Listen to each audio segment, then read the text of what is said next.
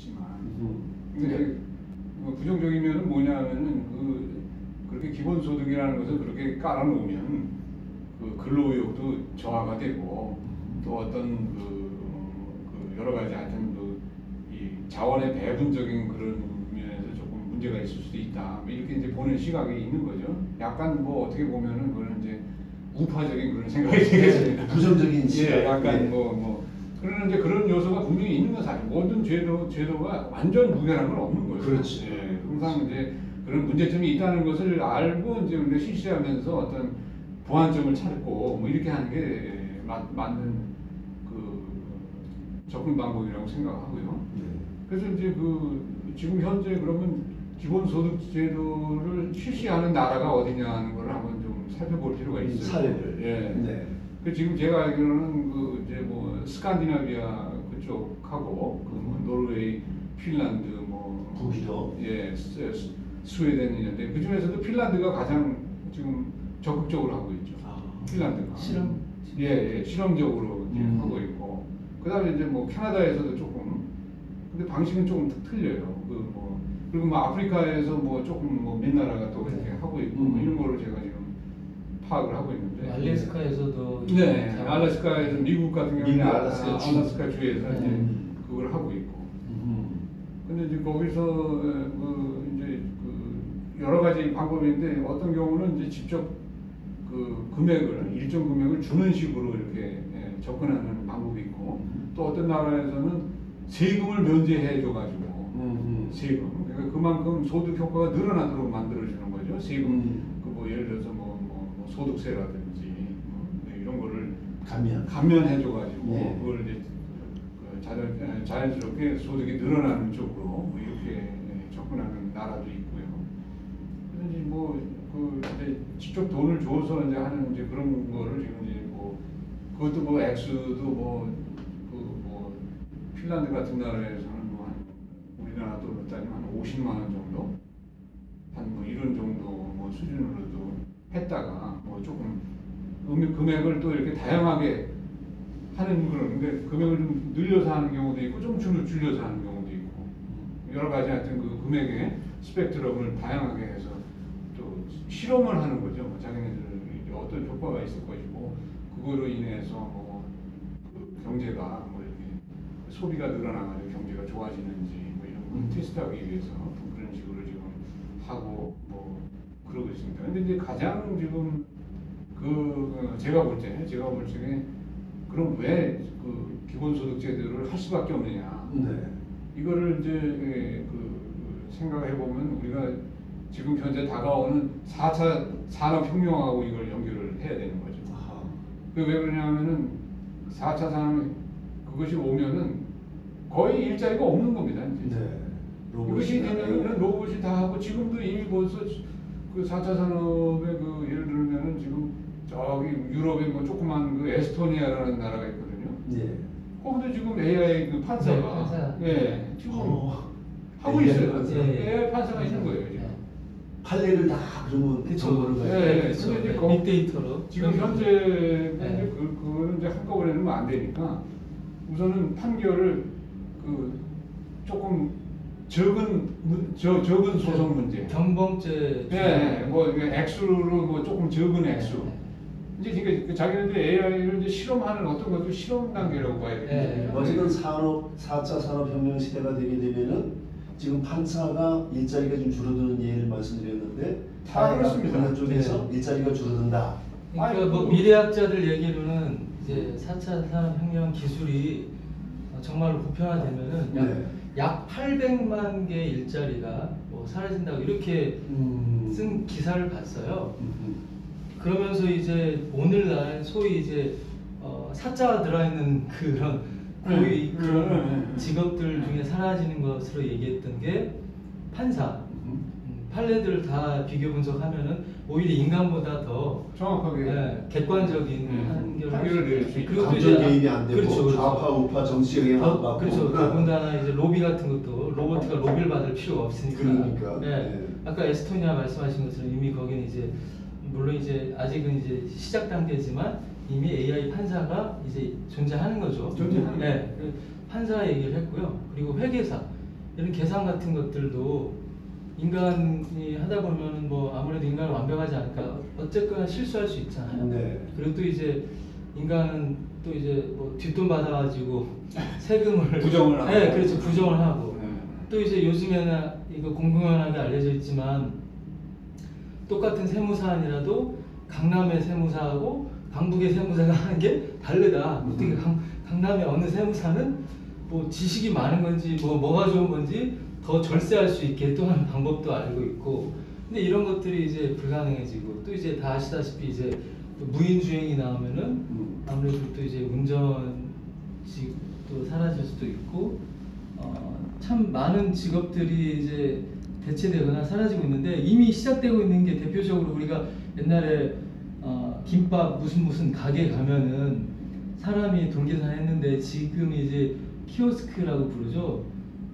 다 이제 그 카드 자기가 넣고 계산하니까 이제는 뭐 서빙 본 사람이나 계산한 사람이 없고 그냥 이제 이 주방 쪽에서 만드시는 그런 분만 계셔가지고 이런 서비스직도 또 많이 이미 사라졌고요. 이제 말씀을 들어보니까 네. 사자 다른 뭐 판사, 변호사, 회계사 이런 고위직부터 네.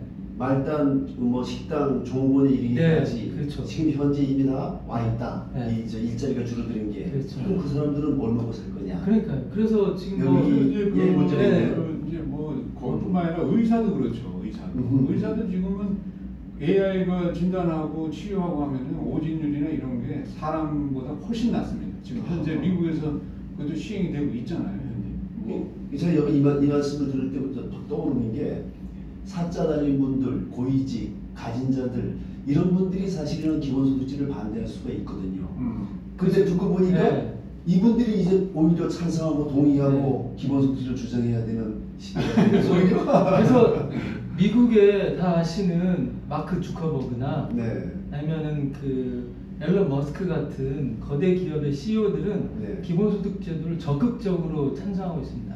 오히려 부자들이 그렇죠. 부유 거기다가 이제 대기업의 CEO 오너들이 우리나라 하면은 대기업의 오너면 이제 직원들을 더 많이 일을 시키고 그러려고 할 것 같은데 이분들은 4차 산업혁명이 이제 지금보다 훨씬 더 진보되면은 그런 거 자체가 무의미하고 불가능하다는 것도 알고 있고 불필요하다는 것도 알고 있으며 그리고 또 이제 직업이 사라지는데 사람이 아무리 천재여도 몇 개의 직업은 더 만들 수 있을지 모르지만 몇백만 명 혹은 몇천만 명의 직업이 사라지는데 그 수요를 다 충족할 직업을 만들 수는 없거든요. 네. 그래서 이제 그런 개념이 결론적으로 이제 어떤 산업의 고도화를 통해서 뭐 아주 소수의 그런 뭐 직업이라고 그럴까요? 뭐 산업이라고 그럴까요? 뭐 그쪽에서 모든 그 소득을 거기서 창출하는 거죠. 아하하. 그 소수가 엄청나게 창출을 하고 그거를 적절하게 분배를 안 한다면은 그 소수만을 위한 사회가 될 거 아닙니까? 그건 우리가 바라는 그런 사회는 아닌 거죠. 이게 뭐 이렇게 많은 사람이 뭐 수십억씩 이렇게 우리가 인구가 있는데 뭐 한 수천만 명이 생산해낸 거를 가지고 그냥 수천만 명만 먹고 산다 그러면 나머지 수십억을 어떻게 살겠어요? 그러니까 그런 대안이 뭐 시스템이 있어야 되겠죠. 그걸 그렇죠. 해결할 수 있는. 예. 그러니까 기본소득이라는 개념은 이거는 단순하게 뭐 소득을 나눈다는 그런 개념이 아니라 새로운 사회를 창출하는 거예요.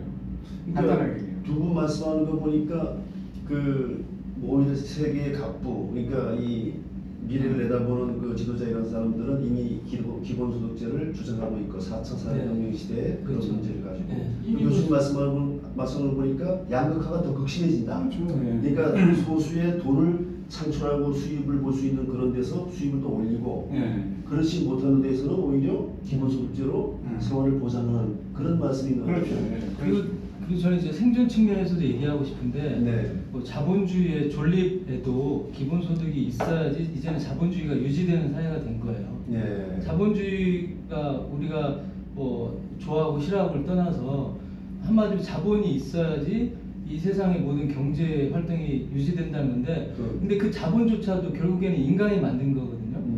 보통은 이제 노동에 의해서 만드는데 노동을 하고 싶은 그 마음과 노동할 수 있는 능력. 예컨대 우리나라 스카이 대학의 학생들이 다 열심히 공부해서 스카이 대학 갔단 말이에요. 네. 근데 이 친구들이 졸업하고 갈 일자리 자체가 없으면은 이건 뭐 스카이 대학이고 뭐고 의미 없잖아요. 아무 의미가 없잖아요. 예.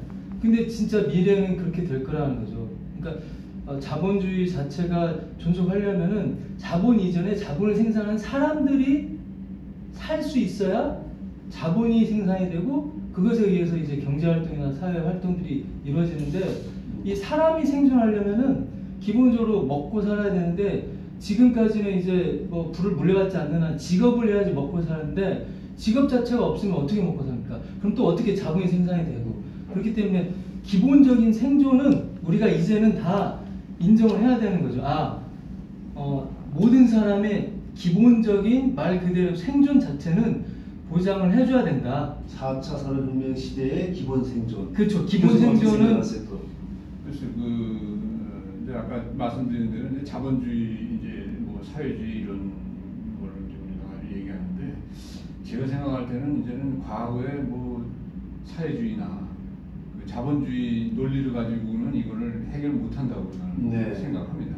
아까 말씀드린 대로 새로운 시스템이 필요한 거예요. 만약에 그렇게 극소수가 모든 걸 다 계속 그 점유하고 네. 나머지 사람들은 아무것도 없다는 식으로 이렇게 되면은 그거는 유지가 안 되죠. 뭐 사회 자체가 예, 존립이 안 되네. 우리가 옛날에 왜 그 프롤레타리아 혁명이 나고 왜 그랬겠습니까? 그런 사회에서 살 수가 없다 보니까 나타난 결과지. 그게 처음부터 그렇게 그거를 지향해서 간 건 아니거든요, 사람이.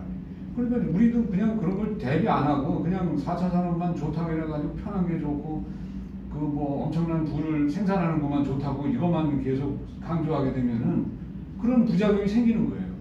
그러니까 아까 말씀드린 그 많은 부자들이 그걸 생각하는 게 그 사람들이 솔직하게 얘기해서 그 많은 사람들을 생각해서 그러는 게 아니라 자기를 생각하는 그렇죠. 거예요. 자기가 살기 위해서는 다른 사람도 살려줘야 되기 때문에 그걸 기본소득이라는 개념으로 접근하는 거지. 그 사람들이 무슨 무슨 자선 사업하기 위해서 그런 생각하는 건 아닙니다. 자, 그럼 우리나라 좀 현실로 한번 돌아와서 생각해 보고 싶은데요.